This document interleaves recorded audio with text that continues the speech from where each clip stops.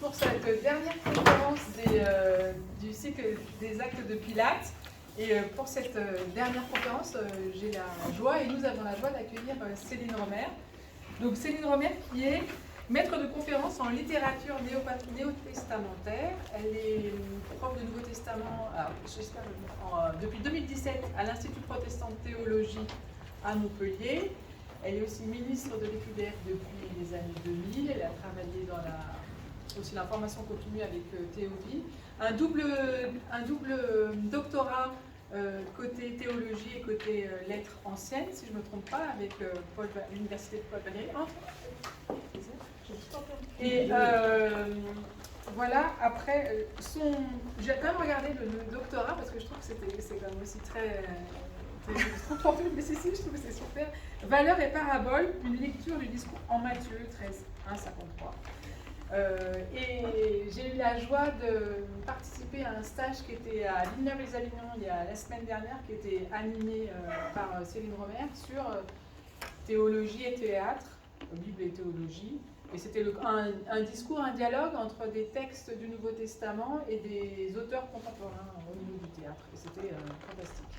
Donc je suis encore plus ravie d'accueillir Céline Romer qui va un peu retracer des choses qu'on a évoquées là-bas aussi.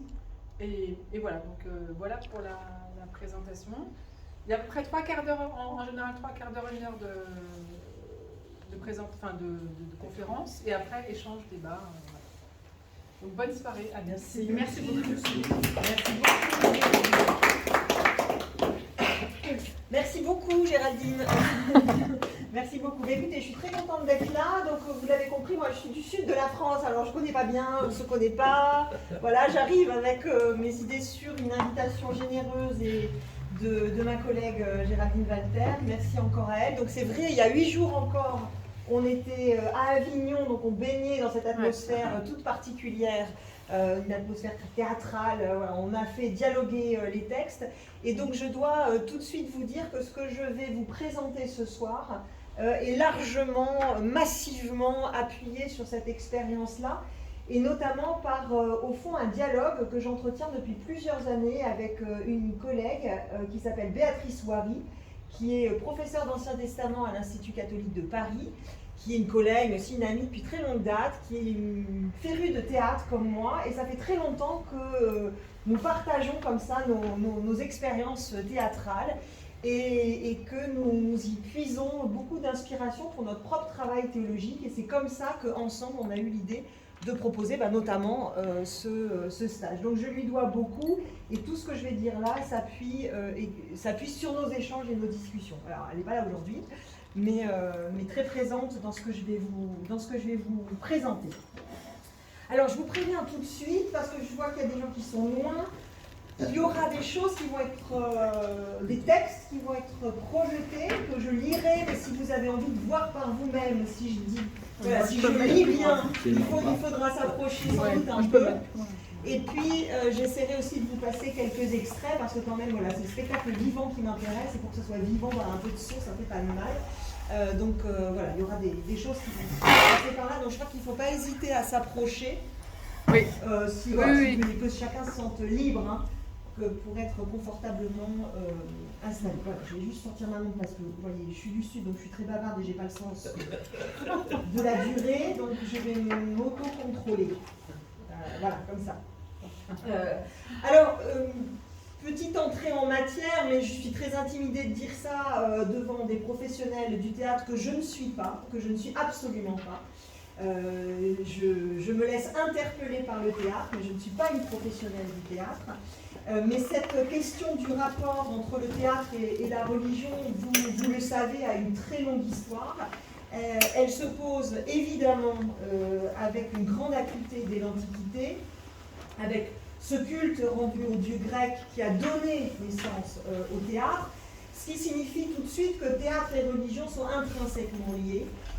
Les historiens du théâtre antique grec, que je ne suis pas non plus, ont depuis longtemps montré comment le théâtre en Grèce s'est constitué dans sa spécificité en se détachant du contexte religieux d'où il naissait en réalité. Et ils expliquent ils expliquent bien mieux que moi, ça, c'est juste pour brosser un petit peu le décor de notre discussion de ce soir.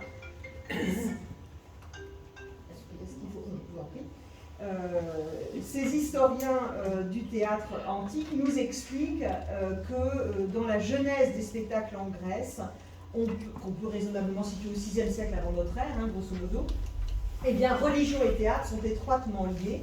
Je vais citer ici Paul Demont et Anne Lebeau sur cette période archaïque des représentations théâtrales. Je les cite. « Religion et théâtre ont au moins 3 traits en commun.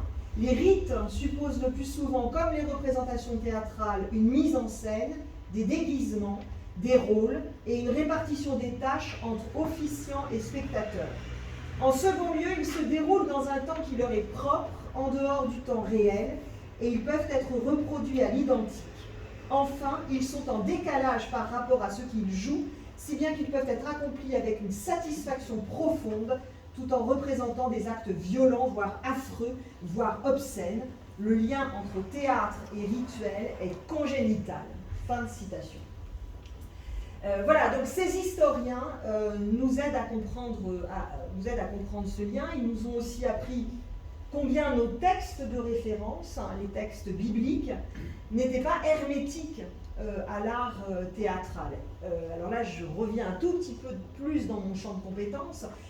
Il faut se souvenir que le théâtre grec continue d'être vivant et productif pendant toute la période romaine, toute la période hellénistique. La civilisation hellénistique va même assurer au théâtre une formidable expansion. On va construire quantité de bâtiments en pierre, jusque dans les plus petites cités de l'Empire. On va organiser la profession d'acteur, qui va s'organiser d'ailleurs en confréries, qui vont sillonner l'Empire romain. On va organiser des festivals, des concours, jusqu'au fond de l'Orient. Donc le théâtre va jouer un rôle essentiel dans la cité de l'époque hellénistique et romaine, au point que le judaïsme hellénistique n'y reste pas insensible. Et je voudrais citer là peut-être quelque chose qui est un peu moins connu de nous tous, sauf sans doute quelques-uns. Bon, je dis ça, je me dis que si, il doit y en avoir qui doivent vous connaître. Je pense à Ézéchiel le Tragique. Ézéchiel le Tragique et son œuvre, l'Hexagogée, dont on ne possède aujourd'hui plus que 17 fragments, sauf erreur de ma part, mais malgré la rareté des sources, on peut situer l'auteur, donc ce fameux Ézéchiel, à Alexandrie, la ville de la Septante, hein, là où on va traduire la Bible hébraïque en grec. Donc on est à peu près entre la moitié du IIIe siècle, la moitié du 1er siècle avant notre ère, les historiens discutent là-dessus, mais l'Hexagogée, son œuvre, est une tragédie qui raconte le récit du livre de l'Exode selon la traduction de la Septante, et on assiste à un Moïse en héros tragique, hexagogé, hexago, hein, ça vient du verbe grec, hein, hexago, faire sortir, c'est le verbe que la Septante emploie pour raconter l'histoire de l'Exode. Donc vous voyez que l'attitude du judaïsme hellénistique pouvait être tout à fait positive, tout à fait favorable envers le théâtre. Alors, même si on ne sait pas très bien si cette pièce-là a pu être représentée, simplement lue, simplement écrite, ça, on discute là-dessus, on n'a pas de preuve hein, que ça ait pu être monté, mais après tout, on n'écrit pas quand même une tragédie pour la laisser dans le tiroir, donc on voit bien qu'il y a eu une offre théâtrale qui vient de ce judaïsme hellénistique.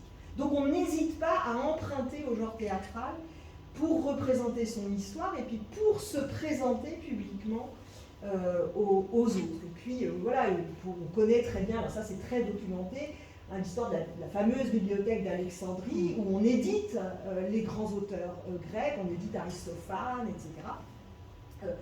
Donc on est, voilà, Échille, tous les autres, voilà, Échille et les autres, ils sont tous là et on les édite et on les commente et on les lit. Et ils sont bien présents dans ce lieu si important pour la transmission du texte biblique. Donc tout ça pour vous dire que les auteurs de la Bible savent parler le langage du théâtre. Le théâtre participe des systèmes de représentation à disposition des auteurs bibliques, y compris Paul. Alors là, je me rapproche encore un tout petit peu plus quand même de mon champ. Paul, qui est tout de même l'auteur le plus ancien de la littérature chrétienne, même il faudrait mettre plein de précisions dans ce que je viens dans cette expression-là, mais Paul lui-même emprunte au registre du théâtre. Je cite 1 Corinthiens 4,9, « Nous sommes devenus théâtre pour le monde, pour les anges et pour les hommes. Nous sommes devenus théâtron pour le monde. » C'est ce qu'il écrit aux Corinthiens, 1 Corinthiens 4, 9. Alors il écrit dans un... On va reprendre le passage précisément, mais c'est quand même ça comme image qu'il mobilise pour interpeller les Corinthiens. Ça veut dire que nous, les apôtres, pour Paul, les envoyés de Dieu, nous avons été livrés en spectacle, donnés à voir en public. Et c'est une chose intéressante à se souvenir que, alors vous le savez sans doute, Paul a bénéficié d'un double enracinement intellectuel, à la fois dans celui de la rhétorique grecque, et puis aussi celui du judaïsme hellénistique, tendance pharisienne, mais il est fortement ancré dans ces deux branches-là. Paul voyage, c'est un homme de communication, c'est un homme qui circule, et il circule dans les grands centres urbains de l'Empire, où les penseurs se croisent, se parlent, se lisent, se traduisent. Il faut penser à Rome, Antioche, Alexandrie, Corinthe, Tars, sa ville d'origine. Tout ça, ce sont des cités qui offrent un dynamisme intellectuel sans pareil au 1er siècle de notre ère, et chacune de ces cités possède un théâtre. C'est-à-dire donc un lieu de spectacle, d'abord un lieu de spectacle fixe, littéralement un lieu d'où on peut voir, donc pas d'abord un bâtiment en pierre, mais un espace public où sont proposées à la vue du plus grand nombre toutes sortes d'activités de type dramatique, des cérémonies religieuses, oui, mais des cérémonies civiques également, des fêtes, des assemblées politiques qu'on appelle au passage des ecclésias. Donc Paul connaît ces lieux. Il les connaît sans doute pour les avoir fréquentés, il les connaît nécessairement.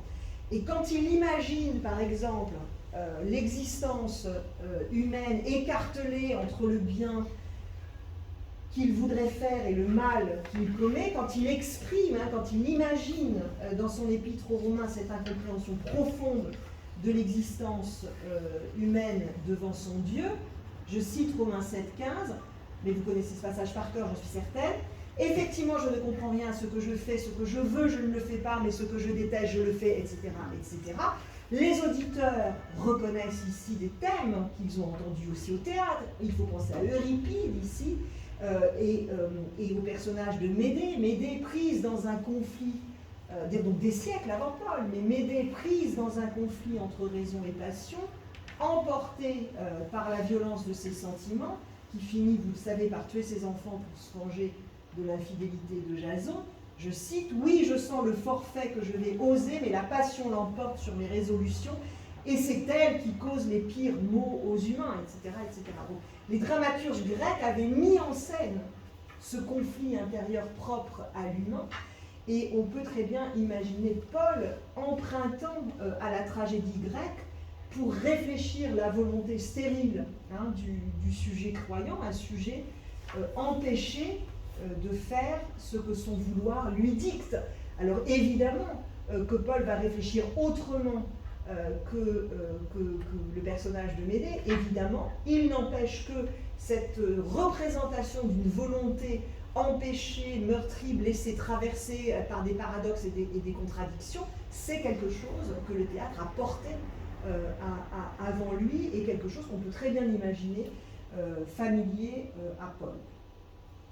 Pour ça, je voudrais aussi rajouter une petite chose, c'est que pour ce contexte-là, c'est que je voudrais penser à ce moment-là à Sénèque. Sénèque qui est le contemporain exact de Paul. Sénèque a traduit les dramaturges anciens de la Grèce. Sénèque compose des pièces, il fait donner des lectures, il fait jouer. Sénèque, quasiment à lui tout seul, assure la totalité de la réception du théâtre grec dans l'Empire romain. C'est par lui que le théâtre grec va arriver dans les lieux culturels de l'Empire romain, mais quasiment à lui tout seul. Sénèque a fait un travail énorme de passation, et Sénèque est contemporain tout à fait exact de Paul, et c'est difficile d'imaginer un auteur comme Paul complètement détaché de ce bouillonnement culturel-là. Donc on est à la fin du 1er siècle de notre ère, On a des corpus littéraires qui sont déjà constitués, le canon comique et tragique est acquis, il faut avoir lu Ménandre, il faut connaître Euripide, tout ça fait partie de la formation intellectuelle, il faut assister aux représentations de leurs pièces, etc. Donc, bref, tout ça pour vous dire, de toute façon, ça ne va pas être tout à fait le sujet de mon intervention ce soir, mais c'est pour dire que les textes qui sont réunis dans le corpus néo-testamentaire, mais aussi, je dirais, l'hétérotestamentaire, mais en tout cas néo-testamentaire, et bien qu'à cette époque-là, le théâtre fait partie de la vie quotidienne, il nourrit la pensée des philosophes comme des juifs. Donc vous voyez que l'exégète du Nouveau Testament, que j'essaye d'être, aurait tort, me semble-t-il, d'oublier le théâtre dans l'arrière-plan culturel des textes qui le préoccupent. Alors, c'était juste pour essayer de... Bon, vous voyez, c'est un peu pour montrer patte blanche et pour vous dire qu'on est un peu légitime, les exégètes, quand on s'intéresse au théâtre, parce que le théâtre fait partie de la vie et que nos auteurs, qu'on travaille des auteurs qui sont vivants et qui sont aussi eux-mêmes pris dans un bain culturel dont le théâtre fait partie.